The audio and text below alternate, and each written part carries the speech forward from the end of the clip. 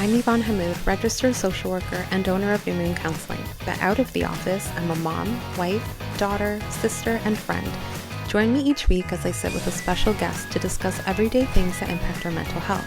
We'll be chatting about everything from mental health and relationships to media and current events, as well as personal experiences and reflections, all in the hopes of normalizing our humanness and helping you see that you're not alone. This is Outside the Therapy Room. Hi everyone, welcome to Outside the Therapy Room. Today we are joined by Chris Michael. How are you? I'm good. How are you? I'm good, thank you. You are here to talk a little bit about your injury, the impact that has on mental health, and just kind of the process of recovery. But before we get to that, tell us a little bit about yourself. Sure. My name is Chris Michael. I am a registered massage therapist in Waterloo. I am the owner of True Health and Wellness. I'm also a health and wellness coach. Married, I got a couple kids, 2 cats, and I've been living in Waterloo my whole life. Well, Kitchener, Waterloo. I went to school in Sarnia. But yeah, that's pretty much my life. It's pretty simple. Live a very simple life. Yeah. Gym, work, family.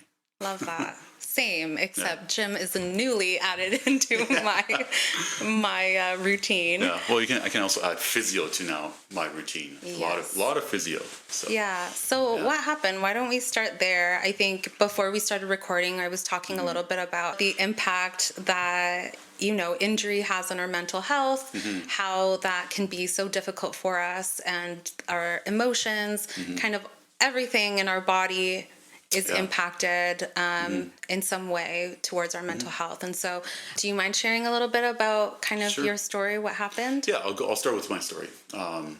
So up until recently, I thought I went knee on knee with someone. But that person has now come into my office and he shared with me that we never did go knee on knee. Knee on knee during a game of? Basketball, right? So initially, I was jumping up to block his attempt. And I wanted to show off a little bit and block him from behind and do like a LeBron James kind of block. Oh, yeah. And God had other plans for me. So I thought we went knee on knee in the air because that's when I felt everything just explode in my knee. Yeah. So I remember grabbing my knee, falling to the ground. And again, at first I thought I might have just dislocated my knee. So I was trying to find my kneecap so I can just pop it back in place and get up and play. But typically if it dislocates, it'll go to the side kind of thing. Yeah. Well, it wasn't there. And I'm like, where is it? So I kept trying to palpate for my kneecap, and I finally found it in my quad, which I'm like, okay. So I turned to my friend. I said, you got to call 911. I can't walk. So yeah, it was a ruptured patellar tendon. But recently, like I said, he came to my office and he told me that we never went knee on knee. He's like, you're 6'2", 210. I'm 6'2", 175. If we went knee on knee, my knee would have exploded and I would have ended up on the ground. And I'm like, then what happened? So like pain can distort your vision, right? So what happened was like he kind of went through first and then I went up to go jump. The injury I think happened, not to get too scientific or anything, on the eccentric load, which was like me coming down, loading my tendon. And then when I went up to explode, that's when my knee just exploded. So not only did my patellar tendon tear, the patellar tendon attaches to the tibial tuberosity, which is a bone, that also ripped off. So my tendon ripped, that little piece of bone that's attached to was in my knee space, and my kneecap was in my quad. That's what happened. And, that's crazy. The medics came and gave me an Advil.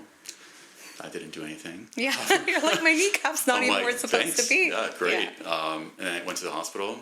It was one quick x-ray. They said, you're going for surgery tomorrow. And I said, okay. And that was the end. And the funny story about that too, that morning, I wasn't even going to play basketball. And I remember telling my one client, she's a nurse at Grand River, and I told her, she's like, oh, what are your plans for tonight? I'm like, I don't know. I'm going to probably just go do some rehab on myself and light cardio. And then I got called to go play basketball. And then I went. And for a long time, I'm like, I just didn't go and play. Yeah. Right. It's like that mental game, right? Yeah. It is. But you can't think that way. Mm-hmm. This could have happened anytime. Like professional athletes spend millions of dollars on themselves and yet still get hurt. Yeah. As a rehab field and therapy, and we see this all the time in social media. Mm-hmm. I posted as well. This one move is going to help you. There isn't just really one thing that will help you, because if that was the case, then I would have never got hurt. Right? I very consistent with the gym. I work out. I train. I eat right. I do mobility. I stretch. I do everything that you're supposed to do textbook. Mm-hmm. Sometimes it just happens, and you just gotta accept it, right? Yeah. So, yeah. Yeah. I love how you're talking about just grabbing your kneecap and just putting it back into place like it's no problem. Well, yeah. Or when you originally we thought. got taught that, but I'm like, that's not there. That's weird. Where is it, right? Yeah. So. But I think you're right. Like when you go back, well, pain, first of all, our body protects us so strongly from mm-hmm. pain. We can dissociate. Mm-hmm. We can go into this euphoric state because we are just wanting to disconnect from that pain mm-hmm. that our body is physically feeling. Yeah. And so for you to not really have known what exactly occurred in that moment that caused that I guess explosion to happen to your knee, that makes sense a little bit because mm-hmm. There was just the shock, the pain, just everything mm-hmm. that kind of went in there. But mm-hmm. it also sounds like because of maybe your profession and your field and your experience, you were able to still, I mean, the way you're sharing the story, there was mm-hmm. some calmness in it to be like, call 911, this is what I'm needing. Yeah. But it helped. Yeah, I think crazy. It helped and it didn't help because at first when I thought I dislocated it, I'm like, okay, come on, be a man, pop it back in mm-hmm. and get out there and play. Your team needs you. But when I couldn't find it, when I couldn't find my kneecap and it was sitting in my quad, it changed my mindset already mm-hmm. to negative. Yeah, I'm like, because what the injury is. It's I'm not trying to put down ACL injuries, meniscus injuries, or anything like that, but that recovery is about 6 to 8 weeks, and you're pretty good if you're on top of it. Mm-hmm. This patellar tendon recovery, it is a year to a year and a half to make a full recovery. Wow. And I knew that. And I'm like, being self-employed, you start questioning everything. You're like, how long can I afford everything for? I'm the main provider, right? But how long am I going to be off work? Are clients going to be happy? And that's another whole different ball field, right? Yeah. I've had some clients that just said, I'm not waiting, and they went somewhere else, which is fine. Everyone has the right to choose their therapist or whatever's best for them. Mm-hmm. But I'm like, if this trend continues, is Walmart hiring kind of thing? Like where am I going to go? Yeah. Right. And if I can't stand and do my job, what am I going to do? Mm-hmm. So you get into this like mindset. You're doubting everything. You are physically you're in pain, right? But there's medication for that, and I highly recommend people take it. Follow the directions to your doctor. Yeah. But it affected me, like emotionally, mentally, and I would even say spiritually. You doubted everything. You start saying, why me? Why me? But for me, the shift happened when I stopped asking myself, why me? And I said, why now? Right? And when I started looking at it that way, everything changed. I always, again, I'm a textbook kind of guy and evidence-based. So my doctor wrote me on a piece of paper where I should be at, 0 to 2 weeks, 4 to 6 weeks, 8 weeks, 12 weeks, blah, blah, blah. And I never met any of those. 0. So then I started even doubting myself. Am I even a good therapist? I'm like, I can't even fix myself. How am I fixing other people? Right? Yeah. But it was just my story. I had to stop comparing my story to other people. And you get trapped in that mindset of why me, of you're so angry. You go through social media, you're seeing all these people, I even joined a Facebook group. I thought it'd be good. It's been good. I've met a couple great people on there. We have some good communications, but for the most part, it was kind of affecting my mental health because like I'm seeing people who are maybe not in the best of shape recover faster than I am. And I'm like, Yeah. I'm even taking collagen. You know, like what is going on here? Yeah. And then I had complications. I had an infection. I have arthrofibrosis, which is an excessive amount of production of scar tissue. Mm-hmm. So I had an LOA, which is a scope, and then an MUA, which is they just kind of take your knee and bend it. Oh. I'm still bruised from that. That was like 3 weeks ago. Wow. So, but again, going back to like the why me, switching that mindset to why now, that really helped me a lot. Mm-hmm. At the time, I was going to go through a lot of changes with the clinic, personally, professionally, and everything. And it kind of made me slow down and look at the bigger picture of where I want to go and where I want to be. Mm-hmm. And I was actually in a way relieved it happened. Mm-hmm. I've always been a go guy. I've never missed a day of school. I can count on my hand how many times I missed work, right? Whether I'm sick, injured, hurting, mentally not there, mm-hmm. I show up to work. But this forced me to sit at home and think. And I did a lot of thinking. Yeah. And from that mindset, switching it to why now, it gave me clarity. It brought me peace. And I accepted it, that you can't just fix everything overnight. It's going to take time. Mm-hmm. And there's one quote that I read that it was like, you don't drown by falling into water. You drown by staying in the water. Mm-hmm. So that really hit hard with me. And I'm like, you know what to do. Just do it. Right? It's not a Nike commercial, but so I did. I started focusing more. I backed off a little bit on the physical rehab. And I started focusing more on my mindset. Mm-hmm. As men, my generation, I won't say my age, but we can beep it out maybe, but I'm 40, right? We were raised to kind of man up, quote. Mm-hmm. There was no talking about anything. No, don't get me wrong. My parents were great. My dad was military, army guy. So if I got hurt playing sports, which I did a lot, mm-hmm. Seems like I get hurt a lot, but it'd be more like put some ice on it and let's go back, right? Yeah. Like one time I broke my ankle back in grade 6, volleyball, 7 maybe. I walked on my broken ankle for like 3 days before we knew it was broken, right? Mm-hmm. But I still went to school and did everything, right? So you grow up with that mindset. And I think that's what's wrong. I think, I don't want to say men don't get appreciation, but I think we are afraid of what people might think of us mm-hmm. if we seek help or if we ask for help. Or if you admit to the pain or the struggle, right? Yeah. And I'll be like, I stopped taking pain meds because I'm like, man up, you're fine. Yeah. Big mistake. I'm like, I also don't want to get addicted to them, right? But like, I don't have that kind of personality, right? So it was a mindset. I was mm-hmm. not in a right place of mind. Mm-hmm. Probably for the first 6 to 8 weeks of my injury. Yeah. It took that long for me to really be like, okay, like this is accepted. And you go through you accept it. And people deny it. You'll deny all the emotions, but mm-hmm. Like own it. Mm-hmm. Be frustrated, be angry, be sad, be emotional. Yeah. But eventually, be you. You have to eventually move on with life. There's no rewind button in life, and you mm-hmm. just have to keep moving forward, no matter what you're going through. And I'm like, okay, I'm sure there's worse things in the world, injuries and all that stuff. This is pretty bad, but like I have to be thankful. Like I couldn't walk. I needed help going to the bathroom.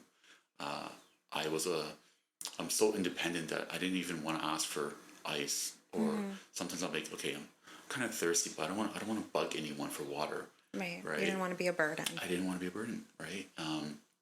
But you can't be like that. You can't think that way. And it's okay to ask for help mm-hmm. or for a glass of water. And that's the mindset. I think a lot of men, especially maybe my age group, because of how we grew up and what we were told in sports and by parents and all that we're just afraid to ask for help. And that's mm-hmm. not the right mindset. I think an injury like yours is also so vulnerable, right? Because if you're saying needing help to go to the washroom, needing help to get, a glass of water, anything like that, it's so vulnerable to it's a very vulnerable position to be in. Yeah. And then there is everything else that's going on in your brain because in that moment you literally can't move. And so your thoughts are going a mile a minute, Yes. thinking all of these things and sometimes dragging you down into this darkness. Yeah. And I actually really like the shift of mindset because in therapy, we're both saying therapy, but therapy in terms of like mental health therapy that we do here, like there is such a like shifting our mindset can be very powerful. The why me can lead to a lot of depression, grief, like all of that. And to kind of shift that mindset into why now doesn't necessarily mean that it removes all the emotions that you are feeling. It just looks at it a little bit differently for you in order to move forward. And like I said, with that, just the injury itself, the shock, the despair, the frustration. And then I really appreciated you noting like, this wasn't supposed to happen. I wasn't supposed to be in the basketball court this day. And we can sit so much into, well, what if I didn't go? What would that all of that. And it's just the acceptance piece is trying to be present, like, okay, well, I'm here now. Now what do I need? Now, I need to trust the doctors. I need to, coordinate things with my partner. I need to, coordinate things around work, all of these things, which can be really difficult to do. But there's such an up and down of emotions, the vulnerability, the frustration we can feel towards our body for not doing what we need it to do. Like, I feel like that's such a common thing that's often said is like, I'm annoyed at my body for having this pain, or I'm annoyed at my body for limiting me in what I want to and what I know I could be doing. And so it's, just a whirlwind of emotions. I've said that, like, you're my good knee, right? Like, you weren't supposed to do this. Like, you were my good, because I tore my meniscus, partial tear on my right knee the year before playing basketball. I should stop playing basketball. But, my left knee, I never really had issues with my left knee. Yeah. So it was my good knee, and I didn't, I kept saying, what am I going to do now? Am I going to be the same? I'm very, very active. I love sports, and I love going to the gym. And I'm like, sounds really silly, but I'm like, I spent a year and a half building my legs, right? And I finally got them to the point where I was decently happy. Yeah. And then this happened. And that's why I'm wearing jeans. Like, now they're back to where they were before. But again, you can't get into that mindset. Yeah. If you did it once, you can do it again. And this time, how can you do it better? Right? Like, I have a complication now with my knee. Okay, so I'm not be able to lift as heavy as I used to. But you know what? I got to be grateful that I can still walk, and I can go to the gym, and I can do what I do. And that's the mindset I have now. Yeah. That's what switched from why me to why not. Right? It's an adjustment, though, to kind of have that. Yeah. Yeah. And I think gratitude can be really good as well, but we need to give ourselves the time and the moment and the space to just be in our feelings. So you saying like, be angry, be frustrated, be all of those things. That's okay for you to have that moment to just give space for those emotions to exist. And then we can't sit with them for too long. We need to find kind of like the next thing that we can do, the next step. But there was something that you said, and now I'm losing it. But yes, the identity piece, right? Like, if it sounds like you're a very athletic person, that there's so much of your identity that may be kind of consumed with sports, right? Like, you did sports when you were a kid. There's so much of that comes from there. And so when you have an injury that is getting in the way of you being able to be that version of yourself, it's again like an identity, not shift, but like, I don't know what to call it. Not like an identity crisis, but it's difficult because you're like, I lost part of myself, or I'm losing. Yeah, transition. Right? I like that. Now, like, I was never like Mr. Michael Jordan or anything like that, but I did okay. Up until, so my injury happened December 11th, 12th, I had surgery. I remember my one friend came over and we were supposed to just watch a basketball game. And we had it on, it's a Raptors game. Couldn't watch it. I said, I gotta shut it off. He's like, why? I'm like, I cannot explain it. I'm just not ready to watch it. We have a little basketball net at home. My son's like, hey, let's shoot some hoops. I'm like, okay, right. We did, because I'm not going to turn that moment away, right? Yeah. But it was hard. And it wasn't until maybe a few weeks ago when I was able to watch a full game and appreciate the game again. And things can happen. I talked to my doctor about this too. I've talked to the therapist, and this could have happened at any time. Basketball didn't cause the injury. Yeah. The injury was just waiting to happen. It could have happened while playing with my kids. It could have happened at the gym. It could have been worse. Luckily, it happened playing basketball, and I was able to land fine. I've seen people get injured like this with 400 or 500 pounds on their back. That's a whole different injury. So again, I respect it happen, and now it's time to move forward with therapy and life. And yeah, I got a cool scar to tell a story, right? But that's also, you know, a different topic. But like, you know, everyone talks to me now about my scar, right? So, I do tell my kid, my kiddo fell, hit his head on the corner of something, and had a big crack in it. We had to go to the hospital, get stitches, all of that. But now he doesn't grow hair on that part of his hair, so his scar is always there.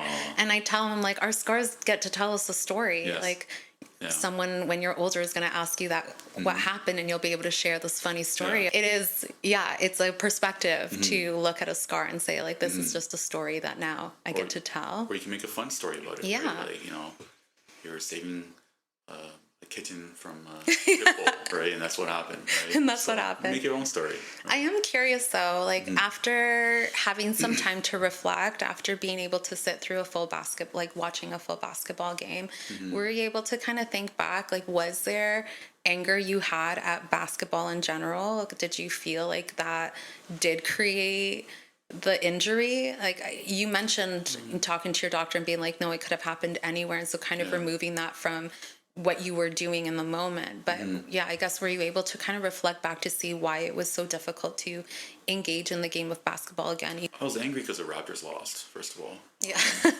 But no, again, like, you go through all these emotions, and it was never basketball I was angry at. I think I was just more angry at myself, to be honest. Like I mentioned before, I doubted my abilities. I'm like, I did everything textbook. You know, I warmed up, I stretched, I did mobility, I did rehab, I did isometrics, I did eccentric, I did concentric, everything to the T. But yet I still got hurt. So the anger I had towards basketball, I think it was more self-directed towards me. And I can't fix myself. Am I ever gonna be able to fix other people? And I had to, again, change that mindset, because I could be walking down the street and I, you know, roll my ankle off a pothole, because, you know, in KW we're full of potholes. So many. Yeah. But you never know. But so you can't just be angry at that one thing. What, am I never going to play basketball again, or watch a game, or take my kid to a game?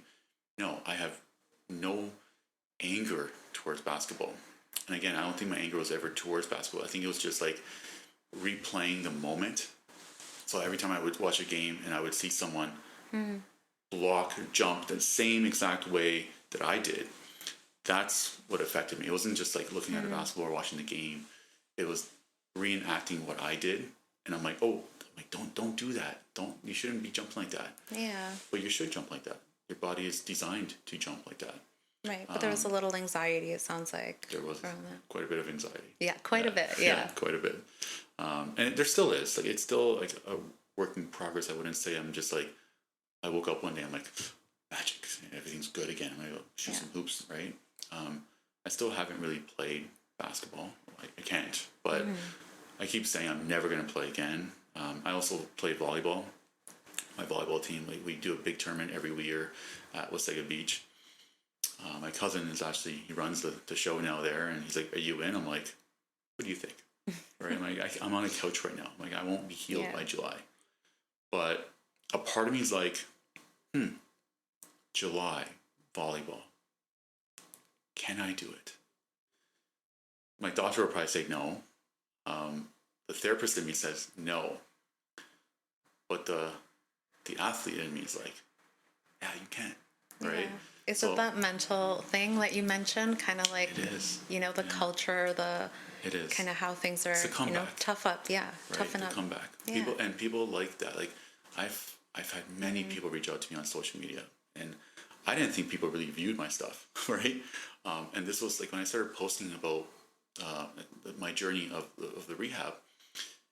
I've had so many people from around the world comment and message me and talk. We become friends over time about the journey because they're going through the same thing, or they've gone through the same thing, and they're like, it's fine. I've been through these, peaks and valleys, and that's exactly what this is. Like, you're like, up until, if we did this podcast last week, I would have probably had a different mental state. It was a bad week. My knee was not bending. I had, like I said, I had the procedure done. So I had about 103 degrees of range of motion of flexion. And when I went to physio, I went down to like 75. And I got frustrated. Yeah. I'm like, in my head, I'm like, I'm done. But that was like the down of the roller coaster. And then this week, I saw my physio on Friday, and I saw him again on Wednesday. And I see him again today.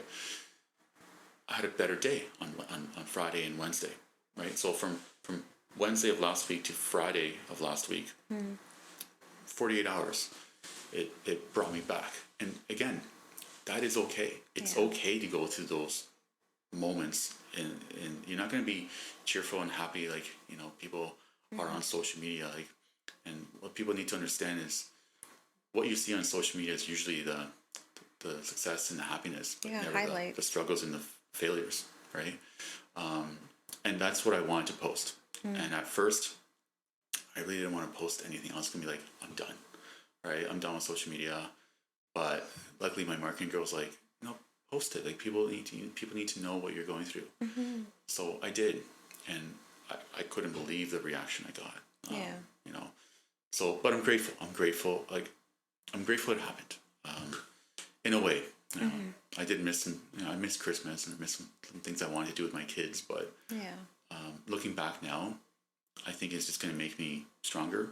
I'm going to appreciate what I do even more, like helping people. And like I said, I was heading towards maybe a different career path up until the knee injury was happening, and it brought me back into, this is what I enjoy. I love what I do. I love helping people. And I'm going to continue this and keep pushing forward with it. Yeah. So. Yeah. I think you made a comment on, around volleyball, of the different parts of you. So there was the therapy part of you that's like, no, this isn't a good idea. Yeah, you're able to kind of assess all of that. So how has it been for you to go from being the therapist to now having to rely on other professionals to kind of support you and get you through this? You have to become more acceptance. Like, you have to accept everything. It's not just my way. I've tried a variety of therapies. I've done osteo. I've done energy healing. I've done, I'm working on spiritual stuff now. I've done all the rehab stuff that I know. Acupuncture. I even bent a couple needles in my knee. That's so much scar tissue I had in my knee. I've done surgeries. I'm running out of ideas, but every little step that I'm doing is a bigger step towards something more. And that's what you have to accept and keep moving forward with it, right? Now, the therapist side of me is like, don't get frustrated. Like, I tell this to all my clients. I'm not going to correct 20 years of poor posture in one session once a month with a couple stretches afterwards. Right. It's little things that you do every single day, right? There's not one move or one rehab exercise that will fix your posture. You have to look at what you're doing every single day, right? So if you are like this every single day, and you come in for a massage once a month, expect once a month results. You have to break that chain, the pattern of it's a cycle of what you're going through. So I'm not saying you have to stretch for 8 to 10 hours a day, but break it up into small little quarters of pieces. So when I started doing cold plunges I looked at the time. I read online, 1.5 minutes. I'm like, 90 seconds. I touched it. I'm like, oh my God, I can't do that. But when I broke it up into like 30 seconds intervals, 3 times, I could do that. Yeah. So that's what I did with my therapy. I'm like, I'm not going to just jump right into the advanced stuff. I have to rebuild from the foundation. And yeah, I could. I have the knowledge and the background to do the advanced stuff, but is that going to do my knee any good? No, it will do my ego good. Yeah. But I don't want to build my ego. I want to build my knee. And that's when you have to break things down into smaller quarters or fractions of everything you do in life. Yeah, and there's an overlap too in what we say in the therapy room when a client is trying to process emotions. Like we can talk all about, processing emotions, finding a way to kind of reflect and validate your emotions, and then, go do your coping strategy, whatever. But that's easier said than done. And you're not, someone may not be able to do that right off the bat. Yeah. It's taking those baby steps of, how am I feeling right now? I'm feeling angry. Okay. And then moving on. Yeah. And the first step may just be acknowledging the emotion. And then with that, it kind of, you can build on top of that each time. Yeah. So there is like an overlap between how you get your body through something and also how you get through things emotionally as well. Yeah. Yeah. And journaling is one of them. Like I don't write necessarily in a book, but I write in my notes, right? Yeah. And that's one thing that my therapist told me to start doing. And I was seeing a pattern, right? Anytime that I would, again, watch basketball, or if I had to ask for help, the emotion that came up was angry. Like it's anger. And then you had to break down the anger. Why are you angry? It's because you're vulnerable and you're not used to being in that position. Yeah. So you had to kind of accept all those and kind of flip the script on it. And now when even before, like at the clinic, whether I'm sick or whatnot, I would never ask for help at the clinic. So this also taught me to, hey, can you guys clean the office for me this weekend? And they're like, yeah, sure. I don't know why you never asked before. I'm like, what do you mean? They're like, well, why don't we just set up like a little, I do it 1 month, you do it 1 month, so it's not all on you. Yeah. I'm like, you would do that? They're like, we all work here, why not? Yeah. So like, again, I've been, again, as a male, just keep all your emotions inside. You just don't ask for help. You do everything yourself, right? But it's okay to ask for help. And I think as a team aspect, getting your team involved, like with my staff, it gives them more purpose and motivation to work, right? So I think that really helped in that part. I know kind of veering off a little bit, but I think that kind of helped in all aspects of life, not just my knee. Right. Yeah, I can relate with that. As a business owner, it can be hard, like to ask for that help. Like, can you guys do the garbages? Can you guys do this? I have a really hard time with that too. And I think it's like a business owner, we want to do all of the things to make sure that our staff is happy, but it sounds like it was a surprise to you for them to be like, we want to help you. Tell us how. Yeah. The thing that you also mentioned in terms of like always being go, go, go, you were always very independent, all of those things. And it kind of took this injury for you to kind of take a step back and be able to have that rest. And what often happens is if we are not taking care of ourselves, our body's going to find a way to make us slow down. So that could sometimes be, we all of a sudden get really, really sick when, we're studying for exams or we have a really busy time at work. It's our body's way of telling us like, hey, slow down. And so we have to listen to it. Obviously you had a bigger reaction from your body being like, slow down. That 48-hour cold. Yeah, I'm sure. But it was kind of like, it sounds at least, eventually for you, it came as an opportunity to reflect and be like, okay, well, I can't always be go, go, go. And maybe that's where you were able to open up opportunity, I guess, to ask for support and practice that self-care so that when you're, fully recovered, you are not going to be like kind of burning yourself out. Yeah, I had a lot of time to sit and think, right? But it also gave me an opportunity to work on social media content, right? I had a lot of time, right? It allowed me to revisit. I'm writing a rehab book. Oh, cool. But I appreciate it. It's cool. Yeah. But then I'm like, because of the injury, I'm like, I have to kind of change it. It changed how I even rehab people now, right? Again, the book was mostly about like this one way of therapy, and I'm like, it's not, because I got hurt, right? If this was the book to buy for rehab and mobility and all that, it's wrong, right? So I had to revisit, and I had to accept that the first year and a half of writing this book is now not garbage, but I have to retune it up a little bit. So being at home, it gave me the opportunity to do that, because you know, you're right. Like, when you're a business owner, you have the clinic to worry about. You have staff. You have clients, and you know, making rehab programs, and you have a family that, you know, kids need attention. You got to find time for yourself. You know, like I go to the gym. I play sports. It gets crazy. Yeah. So like, once I've accepted the injury, I'm like, once I get over the whole anger thing, you know, watching Netflix all the time, I'm just like, forget this, I'm done, right? I'll just eat whatever I want, let myself go, and whatever. But it's not motivation that people need. It's discipline. I think motivation fades. But I think through how my parents raised me, and I think through being a business owner and going to the gym and doing all the things that most people don't want to do, it gave me a lot of discipline, right? And that's what I think people sometimes lack. Motivation, you can read a quote and you're like, motivated, I'm gonna go change my life in January 1st and be the fittest person in the world. Yeah. And then you have vacation in mid-January, and then it all goes out the window. For me, I'm disciplined and more of like, I can go on vacation, and doesn't mean I'm gonna pig out or drink or anything like that. So I think that discipline also came back into my ability to work, to write the book, to revisit and accept the book is not where it should be, and to redo it, but also with my therapy and my rehab. Yeah. Right?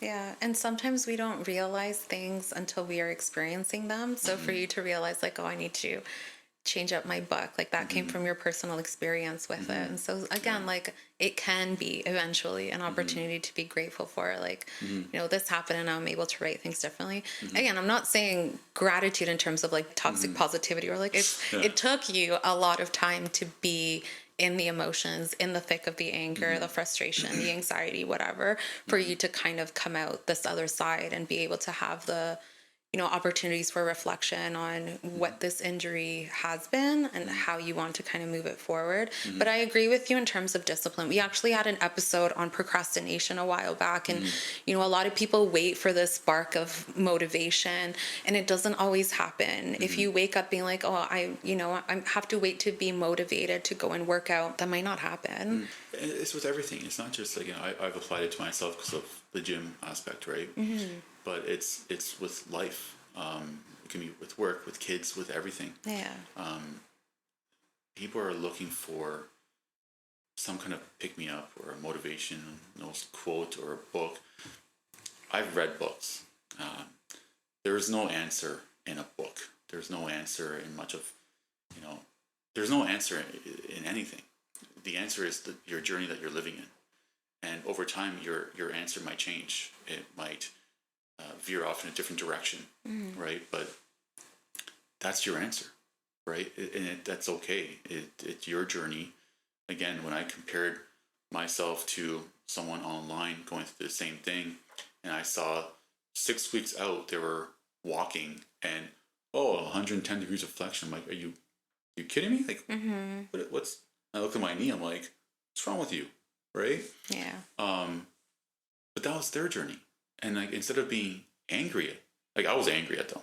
Of course, I'm like, forget these guys, or, you know, unfriend them or unblock them, unfollow them, right? Yeah. I started showing more of appreciation, right? And I had to get out of that mindset of me. And I think a lot of people are focused on me. And I think when you open your mind and even your heart and even spiritually, more things come naturally to you. I don't know if you've ever read the book The Secret, where you visualize things and they happen. Yeah, like manifestations. Exactly. So I started visualizing myself. I stopped looking at my knee and looking at it not bending. And I started looking at it bending and moving. And I remember my first step, I was literally in tears when I was able to stand and walk again. And then every day it's better. But again, it's a roller coaster, up and down. Yeah. Last week, I was not good. And I was angry, but then you had to, again, this is part of the down of the roller coaster. Yeah. You're going to get back up. And this is where we are now. So you have to enjoy the highs and the lows of your recovery. Just be grateful, because at one point in my head, I'm like, what if they mess up my surgery and they amputate my leg, right? Like all this bad, your anxiety, a lot of anxiety, right? But you have to trust your healthcare team, and you trust your therapist. You can't go, and you would know this. You can't just go to therapy once and unwind 30 years of trauma in one session or 2 sessions. It's a compounding effect, right?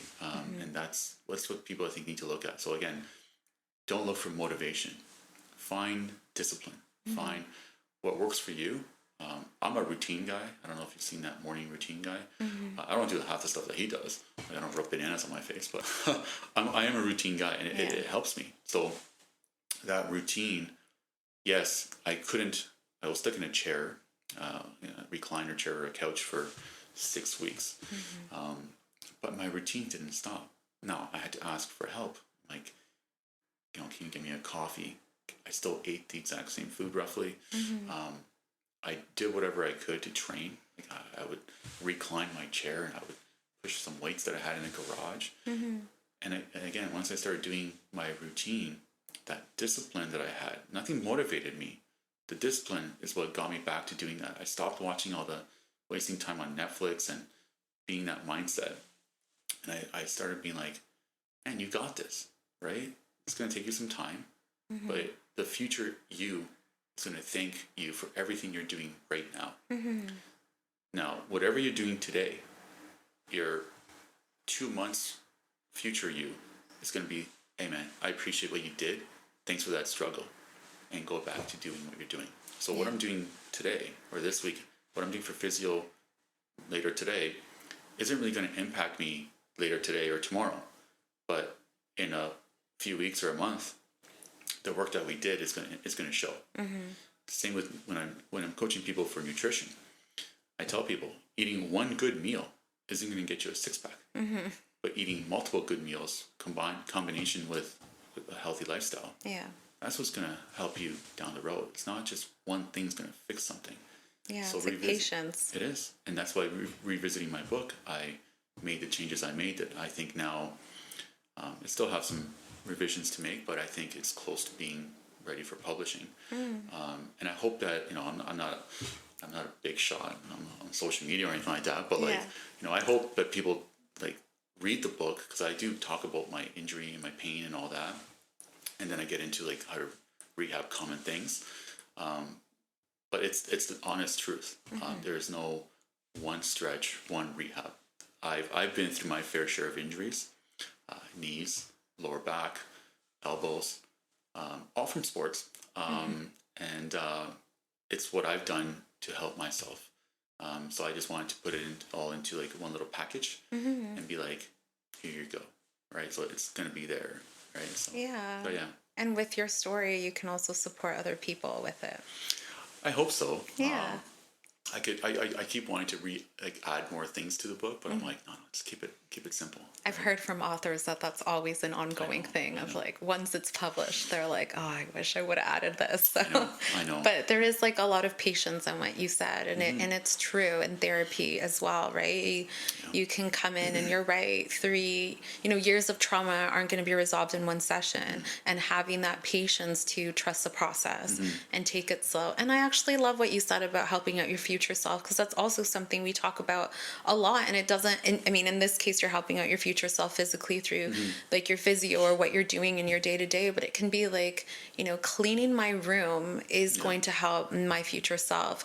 Organizing these things for, you know, getting them ready for school or for my job is going to help my future self. And when we're able to kind of look at it that way, we're supporting ourselves by doing these little things. Might not see it right away, but they will eventually, like we will eventually benefit from them. Making your bed in the morning is going to help your evening self get into bed. It's one less thing you have to do. Exactly. Right. And then that, you know, I think in the evening, like you're so stressed out from work and whatever life, that if you can take one thing off your plate, why not help yourself do that, right?